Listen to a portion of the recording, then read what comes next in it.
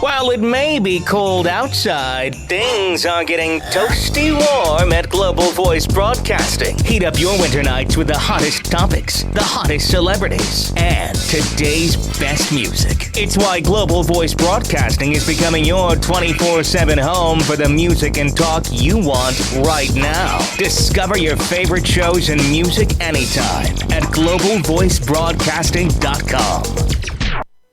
I highly recommend Ms. Hicks. Her books, her CDs are encouraging. I bought her book, A Hill to Climb. She's a very inspirational speaker. And I look forward to one day being able to work with her. Your power lies within you. Let it loose. Aspiration, inspiration, motivation, edification, determination. These are the keys of life success brought to you by none other than award-winning author, motivational lecturer, business consultant, and much more as she gets you aimed to your purpose. And now, ladies and gentlemen, young and elder, from Hollywood to the entire world, here is your host of Aim to Purpose, the radio show, Louise Hicks, along with her co-host, yours truly, Kennon Wesley Mason.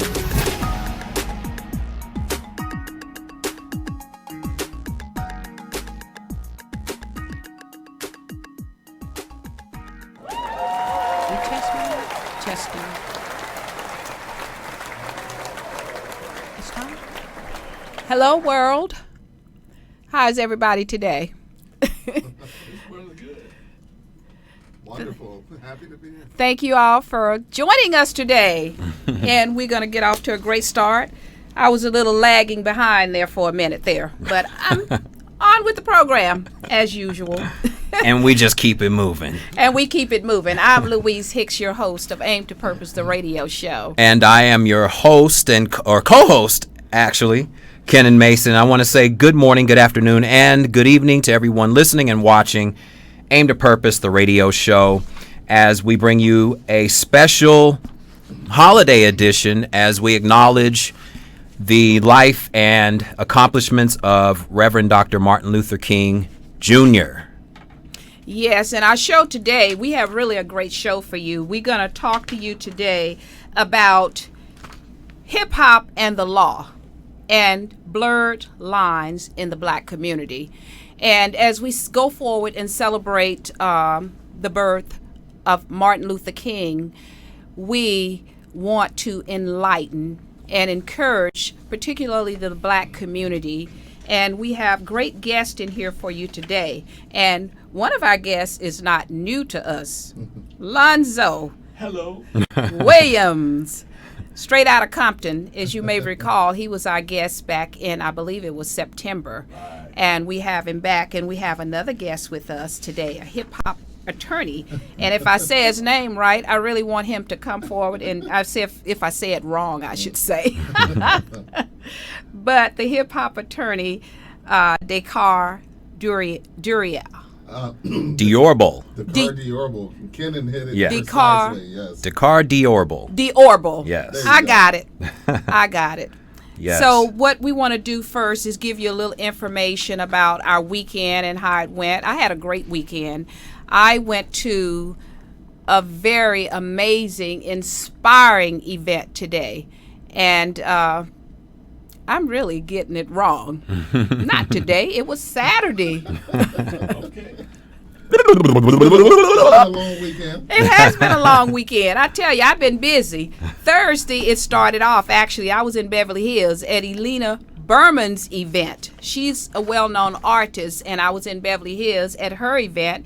Then from there, I went to Charmaine Blake's event, who is a celebrity publicist and Hollywood socialite, and that was at the Fork Restaurant on Sunset. So I have had a busy weekend, I tell you. And then Saturday, I was at Super Gold Saturday, Jewel Diamond Taylor's 30th anniversary event. And we had an amazing time there. And the MC of that event was none other than KGFJ, Andre Russell. And we had, guess who we had there? I'm going to have to show you this. Bill Duke. the author of this book, Dark Girls. And I hope to have him on the show, too, pretty soon. And also, I got this. This is awesome here, this book. And this is Miss G Baby. She's been around for some time. And this is really a planner and a calendar. And we had an amazing event. We talked about a lot of things, and because of Martin Luther King's Day, we really kicked that event off. And Miss Jewel Diamond Taylor is an amazing motivational speaker, author, and we had a great time at her 30th anniversary of celebrating her vision of being on the road to inspire all of us to do better, be better. And we know that's one of the things that Martin Luther King really encouraged us to do. And I want to just share a quote with you from this book. And this is an award-winning book by yours truly, Louise Hicks. And when I wrote this book, I shared one of Martin Luther King's quotes, and I want to share that quote with you. And it is, "I have a dream. Let us not wallow in the valley of despair." And we know that's what a lot of us do. We wallow in the valley of despair. So, Ken, you want to kick in again and say something, on the show before we move forward? Actually, I've been waiting to get this started. Sounds great to me. Yeah, because, I mean, this needs to be talked about. We only get so much time in the media to talk about these kind of topics. Absolutely. Since Black History Month is the shortest month of the year, so we kind of glance over a few things and then it's forgotten about for the next 11 months. So we're gonna talk about this with Alonzo and Dakar, and I'm ready to go. Well, yeah, and I'm ready to go too. As that slogan says, let's go. Set your goals and let's go. That's my slogan for this year. But that does not overrule your power lies within you. Let it loose. So what we're going to do is we're going to show you a video clip, because this is very important as we move forward and celebrate Dr. Martin Luther King's birthday today. So we're going to show you this video clip, and we really could talk about this for a whole hour, but we have other questions for our guest today. So let's show you the clip, and we're going to take a break, and then we're going to come back and introduce you to our special guest. A lot of African Americans are starting to call for reparations for the many years of stolen labor through slavery. Is that something that you would support as president? No, I don't think so. I think it would be, first of all, its likelihood of getting through a Congress is nil.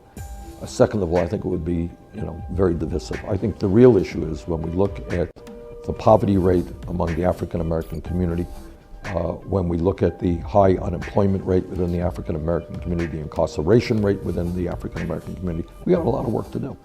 So I think what we should be talking about is making massive investments in rebuilding our cities, in creating millions of decent paying jobs, in making public colleges and universities tuition free, and working on childcare. Basically, targeting our federal resources to the areas that it is needed the most, and where it is needed the most are in impoverished communities, often African American and Latino.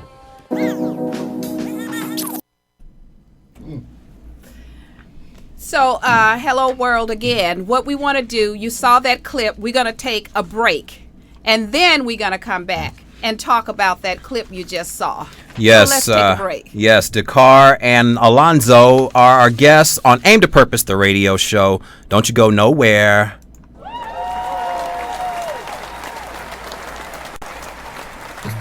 Hello, world. It's a new year, which means new and live editions of Aim to Purpose, the radio show. We'll be sharing new ideas with new guests from around the world, revealing new truths with every new topic presented to you, the A2P universe. So tune in every Monday at 5 p.m. Pacific Standard Time, right here at Global Voice Broadcasting at gvbstudios.com/show/A2P. You can also check out all of our archive shows on YouTube by typing in Aim to Purpose Radio. A special thank you to all the loyal viewers that have been with us from the beginning, and a big welcome and thank you to all the new viewers plugging into the A2P universe. Your power lies within you. So let it loose. Once again, this is Kennon Wesley Mason, co-host of Aim to Purpose, the radio show.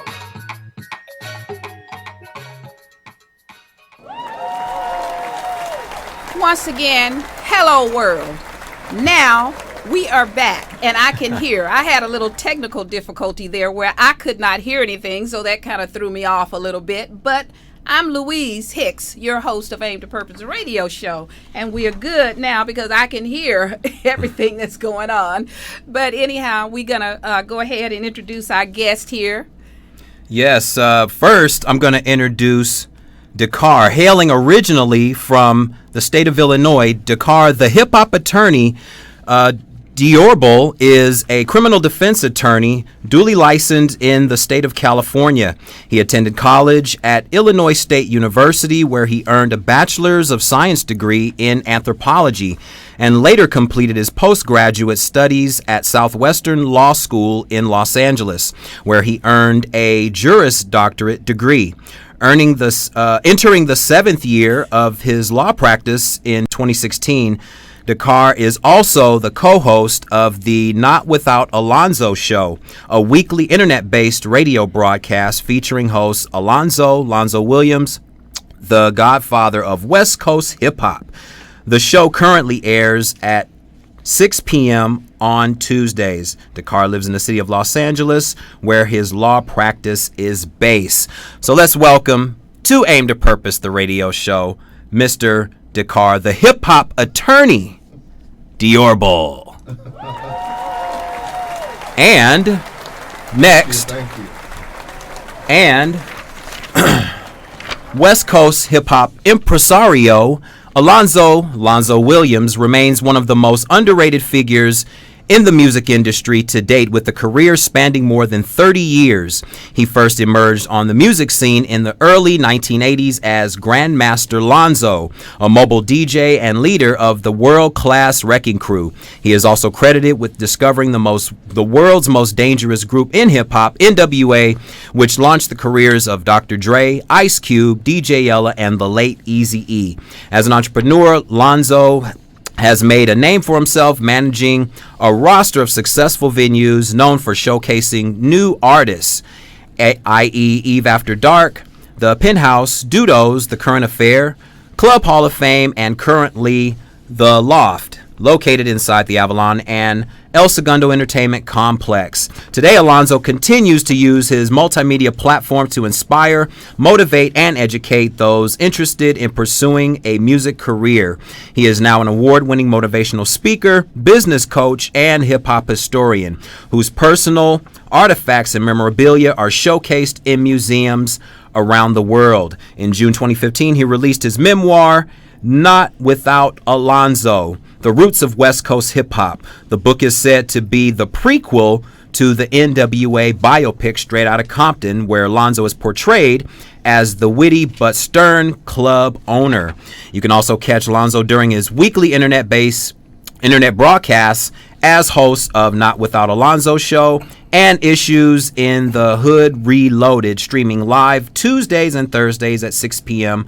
Pacific Standard Time on Ustream. So let's welcome back to Aim to Purpose radio show, Lonzo Williams. Hello, Welcome, Lonzo. And we so happy to have you back. I'm glad to be back.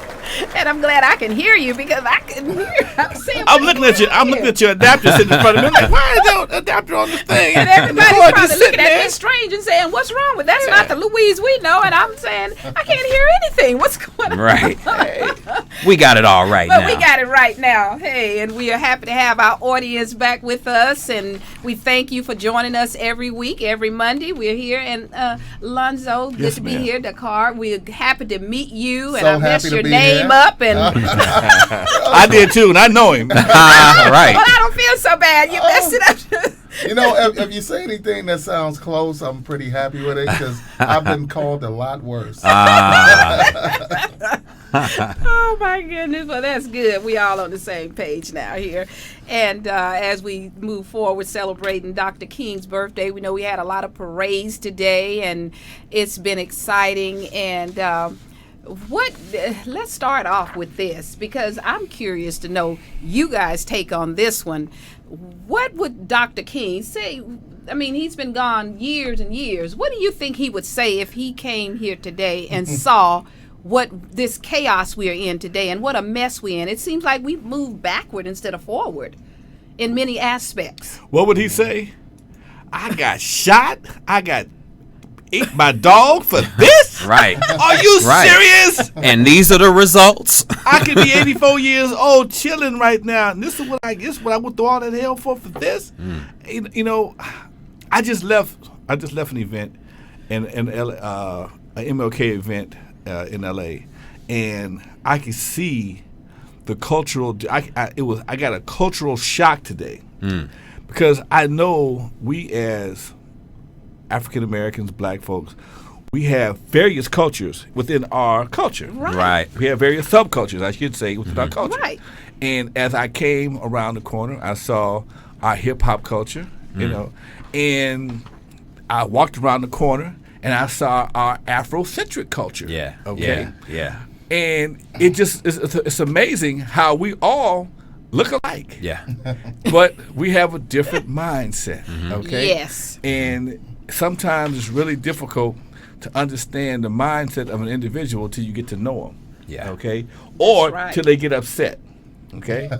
And you know, it's sometimes I have to be careful what I say because I don't want to sound too far out there because I have my own real hardcore opinion. And I have to use my church vocabulary here with y'all. Okay. I have to use my church vocabulary. I understand that. I have to keep my restraints down. But I would be, if I was Martin Luther King, I'd be very disappointed in a lot of us. Not all of us. Yeah. Some of us got the message. Yeah. Okay. Right. But some of us, some people have, especially in the hip hop generation, have bought into the "it's all about me" theory. Okay. Right. If he felt that way, he'd have built him a mega church and wouldn't, hopped on his plane and still be living. Okay. He sacrificed his life for us. He gave up his life for us. Absolutely, He got bit by dogs. He got fire hoses, the whole 9 yards, jail, the whole 9 yards, and never threw a punch. Nowadays, you step on somebody's Jordans, it's a fight. In fact, I had to tell my partner. I told my partner on the way up here, I'm walking around the Murray Park, and I'm looking for my cousin. And I knew my cousin wasn't going to be on the hip hop side. He was going to be on the Afrocentric side. Right. So I turned the corner, and I'm looking for my cousin. And there's a lot of people I can't really see him. And I see a commotion to my left, to my left side, and it's girls fighting, but it's a guy in dreads in the middle of these two girls fighting. And I'm like, that look like my cousin. My cousin is 58 years old. Okay, right. He's not fighting nobody. And I heard him say, "No, y'all stop. This sounds like my cousin." Okay. Now I'm a grown man. I'm a grown man with grandchildren. But I gotta put my chain in, okay? My cousin over there fighting. I gotta go help my cousin, okay? Right. He wasn't fighting, but he was trying to break up a fight. But it looked like he was whooping him. Right.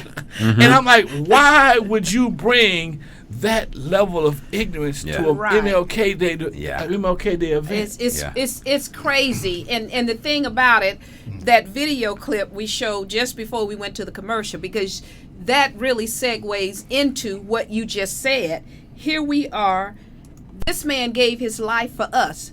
And then let's go back a few years. Our foreparents gave their lives for us. They worked and worked and worked. And we listen to these politicians out here like Bernie Sanders. I can't think of some of their names because I won't be voting for any of them. Hillary Clinton and all of them. And they talk all this talk and all we get is lip service. And Bernie Sanders talked this, and it reminds me of what Dr. Claude Anderson said, because I love to read in his book, Black Labor, White Wealth. And then everybody gets reparations. I just want to hear you guys' take on this, because we could take 2 hours to do this show, really. Dakar, and then some. But what do you think about what Bernie Sanders just said? And here we are, a lot of us are Democrats, and we remain Democrats. You know what? I gotta admit, that was the first time I saw that Bernie Sanders clip, and it was interesting to see him address that question of reparations to Black Americans head on. I'm interested in seeing how Hillary Clinton would answer that question. Right. But in regard to how he answered it, he said that he's not in favor of reparations, but then he went on to say what he is in favor of.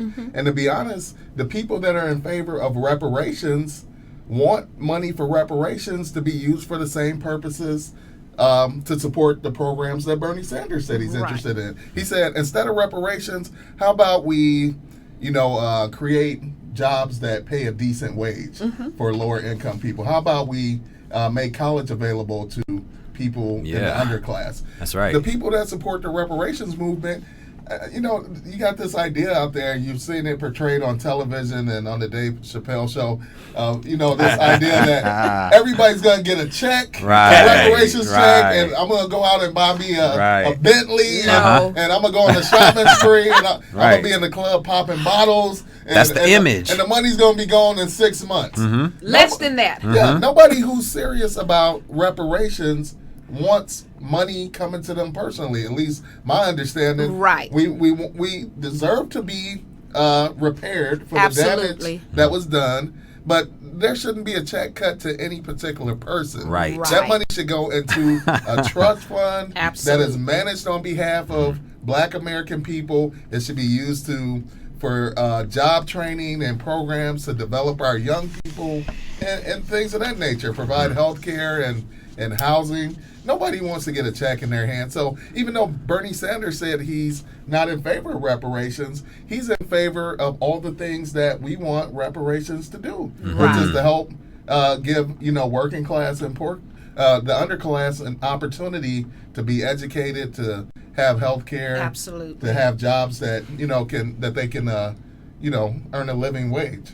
Well, you know what? Also, I have my own personal reason for reparations. I believe that we need to get reparations for the crack epidemic. Okay. Yes. Crack was fit into the Black community. Yeah. We were on a upswing socially. Oh, yeah. Okay. Hip hop was on the. Hey, come on now. You're talking to a hip hop hybrid. Yeah. Okay? Right. I am a hip hop hybrid. Reason why I say that is because I'm old enough to know better. Okay. I seen it at the beginning. Okay. I remember when hip hop was spawning entrepreneurism with all the clothing lines and the Black movement, the conscious movement. Okay, we were coming back with the Naturals, Public Enemy, had folks wearing the Africa piece, the land sign, X Clan, and everybody was into that. Okay, all of a sudden here comes crack and derails the whole thing, and all of a sudden everybody wants to be a gangster. Okay, Public Enemy and X-Clan and other groups like that made Black consciousness fashionable. Yeah. Okay. Yeah.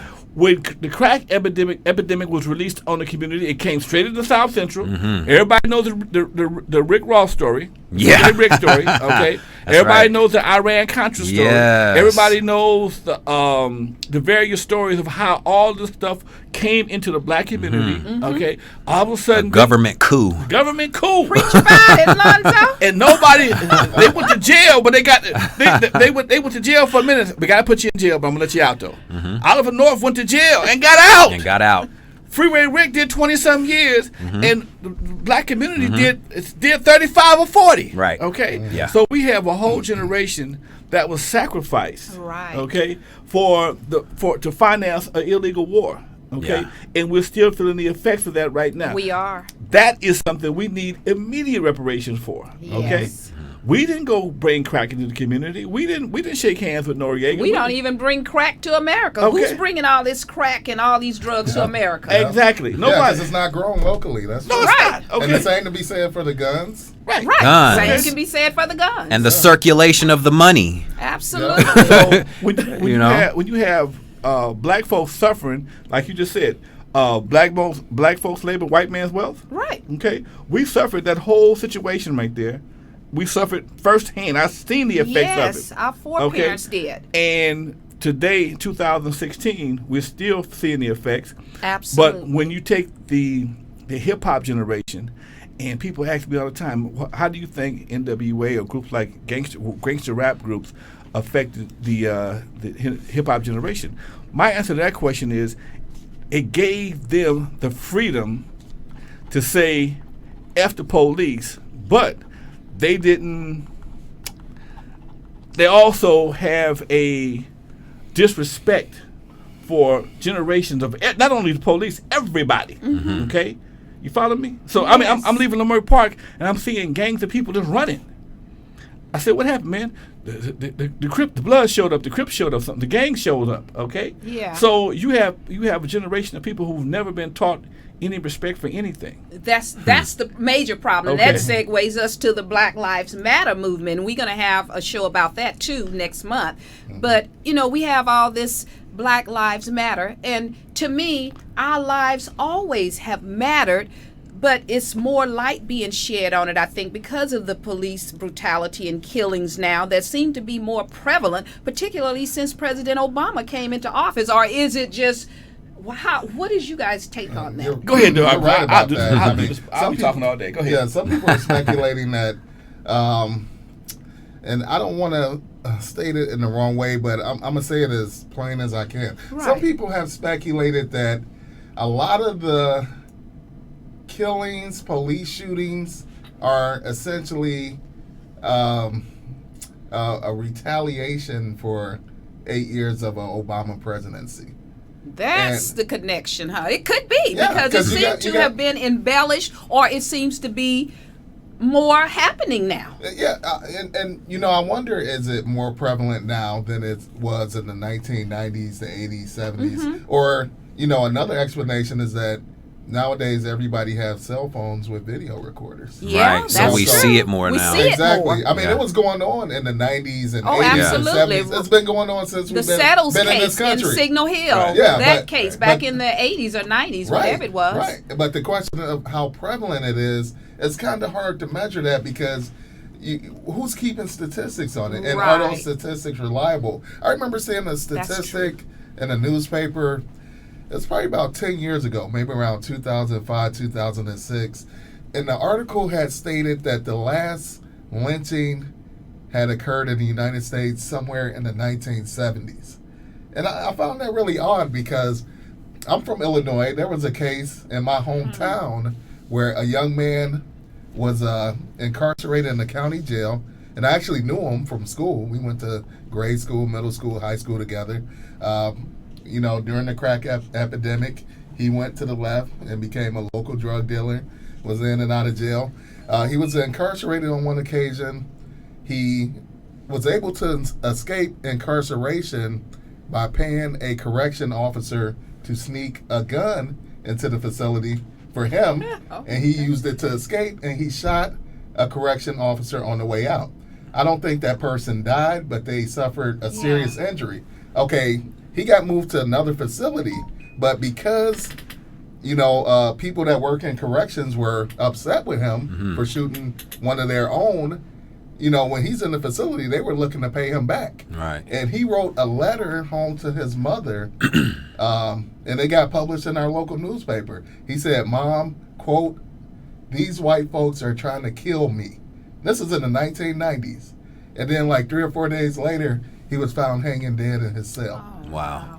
So when the article comes out in 2005 saying that the last lynching occurred in the 70s, I mean, who's keeping count? Because to me, that looks like a lynching. Right. This guy's in a correction facility, in a county jail or prison facility, and is found hanging in his cell. And just like the young woman, is it in Texas? Bland. Yeah. Sandra Bland. I think was that her name, or was it Sandra Bland? I would have to look it up. I'm familiar with the story, but her name isn't on the tip of my tongue. And she was arrested and then some hours later found hanging in I think it was the Sandra Bland case. Yeah, could have been. That is a lynching. I mean, I don't believe that young lady committed suicide, just like the young man in my hometown didn't commit suicide. He said they were originally trying to poison him. Oh, yeah. And then they couldn't kill him by poisoning him. A few days later, he's found hanging in his cell. That's a lynching. You know what I mean? Yes, so, it is. I hope I didn't digress too much. No, not at all. But it's all about what it is the type of stuff that's going on, and we need to talk about this more because I'm not one to bury my head in the sand, and we have a lot of people that do this. They bury their head in the sand, act like these things don't exist. But how are we going to progress if we keep doing this? We must talk about it. Now, you know what? Here is a part that people put their heads in the sand at. Black lives matter, but black lives have to matter more to black people. Right. That's it. Okay? It's like if you got a nasty house, if I come into your house is nasty, I'm going to take off my shoes, throw my trash on the floor just like everybody else. Okay? Right. But if your house is clean and immaculate, I'm going to look for a trash can, I'm going to put my shoes off. If that's what you want. But most of the time, and you say that to people, oh man, you being diverted from the question. No. No, you hit the nail on the head, Alonzo. That is so true. You don't care about yours, why do I have to care about yours? That's it. Yeah. Okay? Yeah. And this is something that we as black people have to address amongst ourselves. We have to. Okay? We have to get past shooting ourselves for over anything. Just like we had a Martin Luther King event, you got two girls fighting, okay? Ridiculous. Right. Why would you be fighting at a Martin Luther King Day event? Right. And I said this, I was walking down the street and I said to myself, you know what? I gotta use this word, I'm sorry. Hey, do your thing. As much as niggas say they hate the police, they sure make sure they get paid. Right. Okay? Right. They get overtime, they make sure they get plenty of overtime, they get plenty of job security, because you make sure that the hood is hot. Okay? If you take the heat out the hood, guess what? Right. They ain't got no reason to be there. Well, I have two nephews. I have two nephews that are sheriff, that are LA sheriff. He says, you know what? Talking to some of the guys that they work with, okay, their attitudes about us is ridiculous because they see us at our worst. By the time they get to the scene, the man's already dead. Right. Okay? Ain't nobody talking. It's almost a crime to identify somebody who shot somebody. Yeah. Okay? So the snitch syndrome. Right. If you snitching, if you are condoning the shooting of your own people in your own community, and all this man's job is to do is come in and pick up the pieces. Right. Okay? Right. But you won't say nothing until it's your right. What happened to you? Right. You want people to speak up, but that's not the culture. That's right. So We always say we want somebody to do something about it. But you, but you don't. And we don't want to be the ones to do it. Right. And exactly. You got to take that personal responsibility and act like you said. You're from Chicago, right? Yes. Dakar. Yes. Look at all the murders. From what we hear, all this crime, black on black crime in Chicago. We have to, like Alonzo said, we got to start taking personal responsibility too for ourselves. That's right. And Dr. King would be ashamed. Hard as he fought and our foreparents building up this country back in the day, black lives have always mattered to those people and people like us. But the ones that are killing each other, we got to wake up. Yeah, absolutely. Speaking of Chicago, I don't know if you all had the opportunity to see Chirac, the movie. Oh yeah, Spike Lee's movie. I haven't seen it yet. I haven't seen it. I would recommend it to anyone who's interested in what's going on in Chicago. The movie is it's fiction. It's not a documentary, but it is based on that situation in Chicago with these excessive killings in the neighborhood over drug territory. You know what? Between the gangs. So what's really good movie. I'm going to cut you off. We have to watch it. What's really crazy is it's gotten so bad that when we kill each other, it's not even news. It's only news. Right, it's not news. It's only news when the white folks shoot us. Okay? Right. Now I went on tour. I toured a lot down south, Texas, Louisiana, Mississippi, and as we're riding down the highway, you'll see signs. We saw signs back in the day. Do you want a career in law enforcement? Join the LAPD or the LA Sheriff. Right. I'm like, why would they advertise for police in LA? Yeah. In Texas, Louisiana, Mississippi, Alabama. That's right. Then you realize you see stuff that says, "Hey, the Klan is trading their hoods for badges." Okay, so then he and I was talking just the other day, and I was saying, you know something? If the prison industrial complex is if pension funds are being funded from the stocks going up from the prison industrial complex. It is. If the pensions of the police officers, the judges, the DAs are all benefiting from the increased incarceration. Ain't that conflict of interest? Come on. It's a big conflict of interest. It's the ultimate conflict of interest. And guess who's in cahoots with them? The politicians. And you when you drive, I talk about this a lot on social media because I see a lot of nonsense on social media. And I talk about this because when you drive from one end of one community to another one, you can tell when you come out of our neighborhoods. Yet we vote these black politicians in. We have mega churches sitting in the black. We got to be real with this. And our show is about being real. We bring in multi-billions of dollars through religious organizations. Weekly, so why monthly. are our communities looking the way they're looking with all of this so-called black political leadership, black religious leadership? What is going on here? Dr. King that's probably why he was assassinated, because he was going in the right direction. He wanted for us to have get out of that Willie Lynch enslaved mentality. We got to get out of that. You know what? Amen. I can say something. You're going to get us all shut down. So I'm going to shut my mouth right now. But one word you said, I don't have a problem in saying it. That's nigga. Okay. Because I've been called a nigga. I never was called a nigga in the South. I'll be 65 in March. Wow. I was never called a nigga until I came to California by a white person. Oh, wow. So we got to realize that racism doesn't just exist in the South. Oh, no. And some of us don't think that. We think it just exists in the South. When I came to California at 18, some of my peers who were black thought I lived in slavery in the South. And they were worse off living out here economically than a lot of us because I grew up with entrepreneurs. Okay. So we got to get out of this brainwashed environmental conditioning that we're in. You know, the other day I had took the train, the Blue Line, down to downtown LA. I was coming back, and I'm very observant of my surroundings at all times. Right. And I got off the train, and I immediately noticed it was 8 sheriff's deputies, and they all had their hands on their guns, and they all were Latino, and they all were short, and most of them were fat. And they were talking to these 2 sisters, okay? These 2 young girls might have been 15, 16 years old. And the way these 2 girls was talking to the police, if I were the police, I might not have shot them, but I doggone sure would have spanked them, okay? Because they was very disrespectful. They needed a spanking, okay? Not a shooting, but a spanking, okay? You be made this. You ain't y'all ain't nothing. You take 80 y'all to deal with us. Y'all ain't S. I'm like, babe, are you trying to get a check? Right. Are you trying to get shot?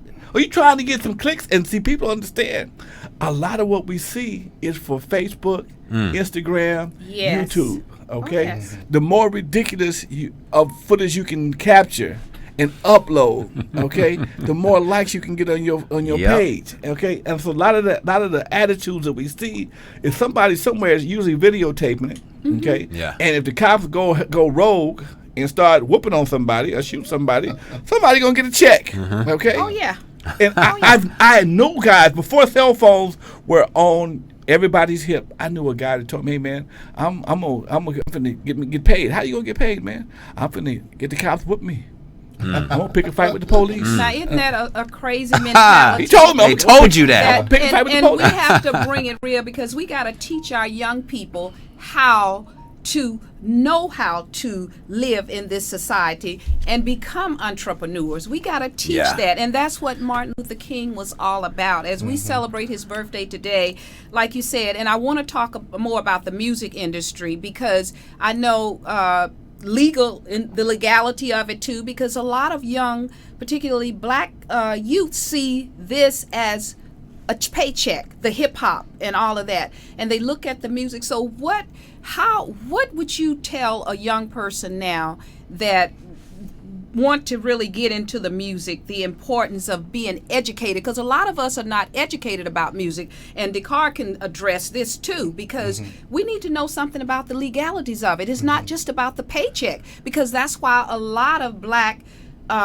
professionals, athletes, musicians have gone broke because they don't understand the legalities of this career. The business of show business. The business of it. Right. I'm interested in hearing Alonzo's response to it, but let me just throw this in real quick. I worked as a substitute teacher on a couple of occasions off and on, which gave me an opportunity to have a lot of contact with our young people in the public schools. Most recently was I did about a year in Compton Unified School District about 7 or 8 years ago. Great experience. Half of our young people, by the time they reach junior high, the young men have made up their mind that they want to be rappers when they grow up. Right. And I always tell the young brothers, it's great. When I was in high school, I was in a rap group. And it was a great way to spend my free time with my friends. It's okay to want to be a rapper or to be, the next Kobe Bryant if you want to be an athlete. But don't just focus on that alone, because only so many of us are going to make it. That's true. You know what I mean? So the education is very important. Starting businesses are very important. Right. You got to have something to fall back on. Maybe it's not meant for you to be that next great rapper. Maybe you should own a studio where rappers come and record. You know what I mean? Or maybe you're not meant to be that next Steph Curry. Maybe you should be the team doctor. Right. So how about go to medical school and you can still be there in the stadium with the athletes? That's the message I try to get across to them. But Lonzo, Excellent message. I like that. I appreciate it. I like that. And when you address your question, your answer to that, Lonzo, address the parents' role in their children, because a lot of culture, the hip hop culture now, we are downing the hip hop culture for the message they're bringing, their lyrics and so forth. But what is the parents' role in that? Well, you know what? You have to, it's really amazing. I mean, I've been in the game for so long. I've had parents. I ran. Yes, I did this. I ran strip clubs. I ran a strip club. I still run a Meta Exotic club right to this day. Okay, and the mindset is two different things. But I've had moms bring me their daughters, wanted me to let them be strippers. And I'm like, why would you want to do that? Why? Okay, I know you trust me, but don't put that on me, okay? Why would you want her to be that, okay? Right. And some parents in the game, just because a lot of parents are a lot younger, and they will accept their kids doing certain things that you and I would never do, okay? Right. That is true, and that's sad. Okay, just for them to potentially get paid. A check. I've had showcases, and the girl was talking about her mama bad and daddy wasn't this, blah blah blah, and mama in the audience, go baby, go, huh? That's your hit, yeah. Okay. But again, one thing about the music industry, they sell shock value, okay. Of course. And NWA, back in the day, 2 Live Crew, all these groups had shock value. Yes. Okay. Here we go. And you're like, oh my God, they said this, they said that. And that was the thing to do. Now, all those things that are considered shock value back in the 80s have become commonplace in the new millennium. And you got to go way overboard now to get some shock value. Right. Okay. Right. So I would think right now the shock value would be in saying something that was meaningful. Okay, anytime. That's right. Okay. Yes. Kendrick Lamar. Yes. Kendrick Lamar is killing the game right now because he's saying something that's meaningful. Yeah. Right. He's saying something that the president can invite him to the White House. There Hey you go. man, good job, dude. You my favorite rapper. You have never seen that before. Kendrick Lamar he's been to the state Senate. He's going to get the keys to the city of Compton on February 13th. He's been to the White House. I mean, here's a cat, but you don't see a lot of that. Yes. Now, when Tupac was in court for shooting that cop, you saw it every day. He was on the news every day. That's right. Okay, that's right. Just like we got these white boys that took over the federal building. They've been there for 3 weeks. And what has happened? And they ain't been called a terrorist yet. Right. Nothing. They still patriots. They ain't nobody ran up in there with no helicopters, no machine guns.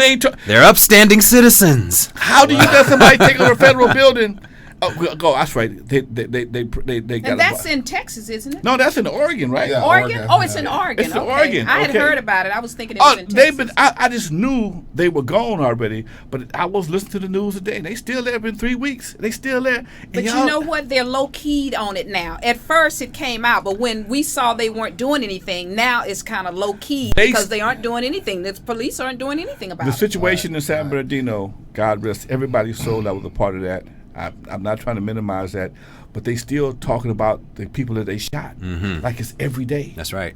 They still they going through now through the city's mobile the red light cameras to see try and track where the shooters went after they did the shooting. Okay, well they ain't talking about nothing about these white boys. They got automatic weapons, right? And they bringing the pizzas. Well, they bringing the pizzas. What that shows is and I know Dakar wants to say something, but what that shows is the prevalency of how racism truly is in this country, and people. I know I had someone to unfriend me on Facebook because I'm speaking out about this stuff because it's real. And if you want to bury your head in the sand and unfriend me, fine. But I'm being real about it because it has to be about some peace and harmony here. And Dakar, you had a comment you wanted to make, and then we're going to take a break and come back and talk a little bit more. Yeah, well, there's a couple of comments. A lot of the conversation, and I'm really enjoying this, overlaps with some of the issues we've addressed on the Not Without Alonzo show.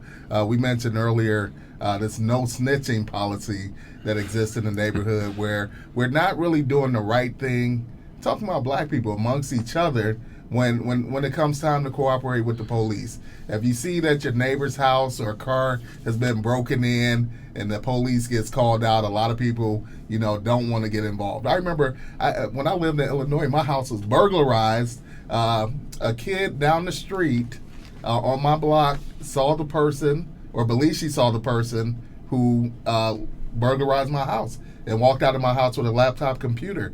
When I called the police out and they went to interview the young girl, her mother wouldn't let her talk to the police. And, that's that no snitching, don't cooperate with the police policy. I know a lot of people don't want to get involved because they fear retaliation and things like that. But the bottom line is the no snitching policy is something that we need to rethink because in order to keep our community safe, sometimes we got to cooperate. You know what I mean? I would rather see that person that burglarized your house get locked up.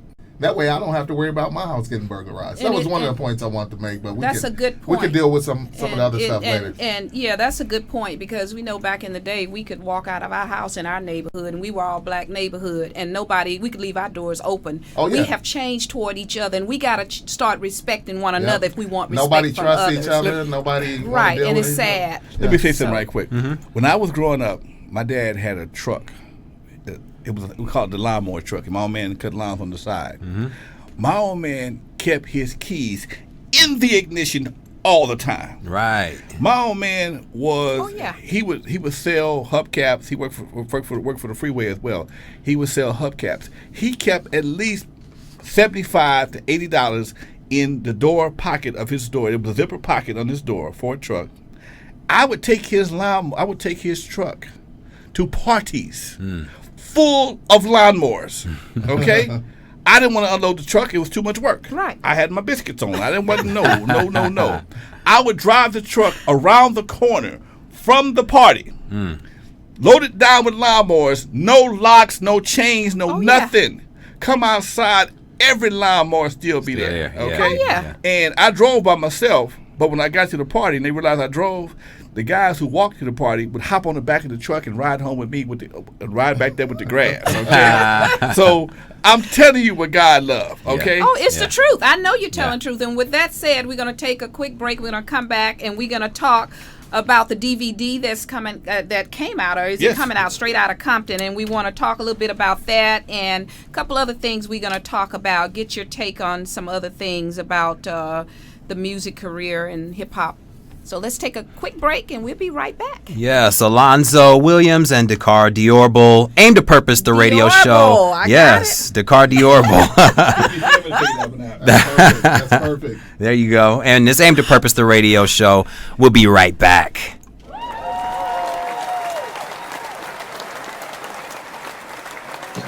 This edition of Aim to Purpose, the radio show, is brought to you by L. Hicks Consulting Services. When you want the best in business coaching, life coaching, or perhaps your organization, business, or company is in need of a dynamic speaker for an upcoming workshop or seminar, contact Louise Hicks for L. Hicks Consulting Services at 1-562-310-1495. From anywhere around the world, that's 1-562-310-1495. For more information about Louise Hicks and her consulting services, visit her website at www.louisehicks.biz. Again, that's www.louisehicks.biz. Or call 1-562-310-1495. L. Hicks Consulting Services, where professionalism is top priority.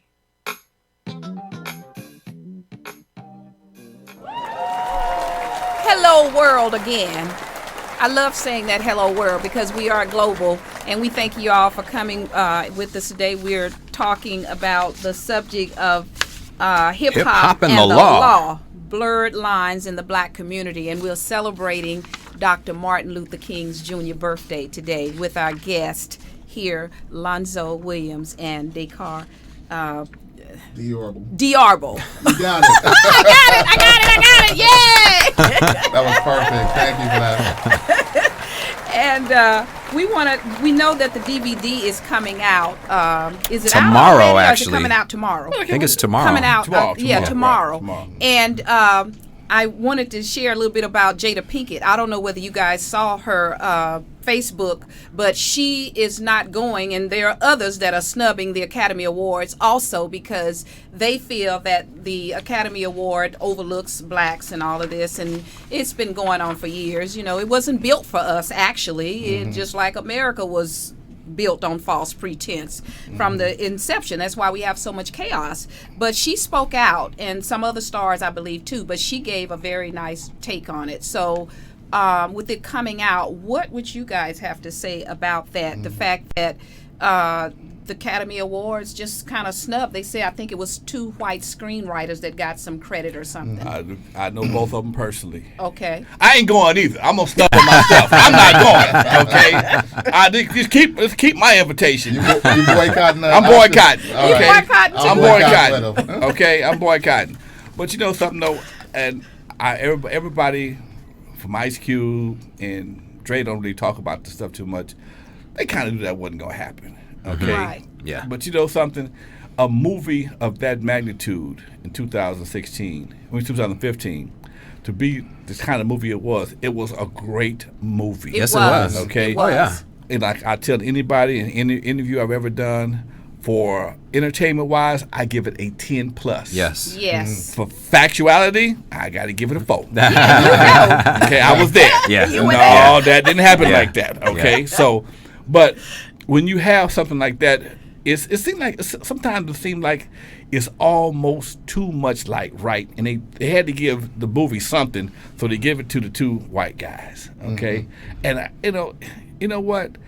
I'm of the mindset of Marcus Garvey. Just do our own stuff. Don't worry about them. Right. Oh, bingo. Right. Now, Just do our own stuff. Bingo. Let me Don't worry take you about back that. on that. When I see, and I understand the emotion behind it, Jada Pinkett, being upset about blacks being snubbed at the Oscars. I understand it. But when I see blacks complaining about racism, the first thought that comes to my mind is we need to create our own. There you go. That's the solution. That's the solution to racism, because racism is a very ugly thing.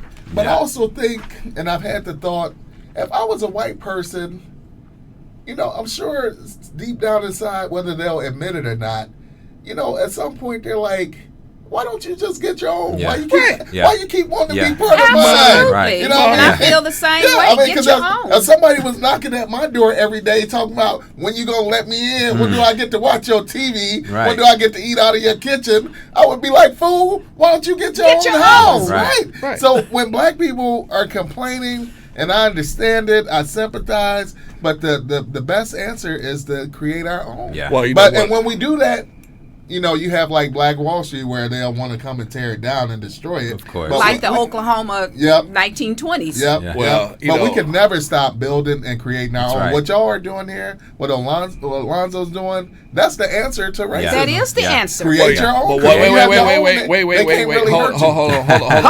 Hold on. We have one small problem.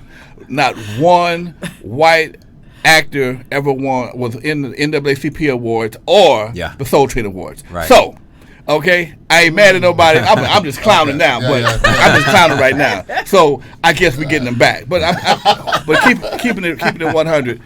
If you really, again, you know, we in the age of technology. That's right. Okay, you don't need $100 million to do a movie like you used to. No. Okay, Right. you have people in position that can get things done. Okay, I know doggone well when Ice Cube first did First Friday, it was like a $3 million budget. Yeah. They shot it around the corner from my house. Right. Okay, if you put Kevin Hart and Ice Cube in anything, let Dre do the soundtrack, it's going through the roof. Okay. Right. You ain't got to let Dre. You can go quick to do the soundtrack, okay? It's going through the roof. Yeah. So there's enough of us in position to make things happen. Sure it is. Okay, but I understand, like so much other stuff, distribution is controlled by those. But nowadays, if you have your own channel, okay, on Hulu or Roku, you can have your own channel and just be a pay-per-view channel right then and there, bypass the theaters altogether, because the bootleg man gonna get you anyway. And it's opened up so much globally now where you can do, like, who sang that song, Mama May Have, Papa may have, but God bless the child that's got his own. So, you know, we got to become entrepreneurs. We got to change the mindset here and start being innovative. Innovative. And we are innovative, you know, because everything we do is interesting how it's so much racism, but everything we do, everybody else copies it. Oh, yeah. Absolutely. And they love us for what we do, our creativity, but they hate us, for the skin color we have. Right. And, I mean, other than that, we all bleed the same. Why can't we have some, as Rodney King said, just get along. We all just get why along? can't we just get along? Yeah. What's the problem? You love us for our music. You love us for everything we do. We as black people have created more musical genres than anybody else I can think of. Absolutely. Jazz, R&B, gospel, rap, keep going rock and roll all the way back. Rock and roll. They stole rock and roll from my man, from Chuck Berry, gave it to Elvis. We all know who started it We off. know who started it. And you go looking for long, and Eminem gonna be running the rap game. I know, and Eminem didn't start it. He didn't start nothing. I agree. And, Elvis didn't start. Chuck Berry started Chuck Berry started it. Yes. So it's amazing. And quickly, my daughter did a paper at school. She's 26 now. So we're talking when she was 16 or 17.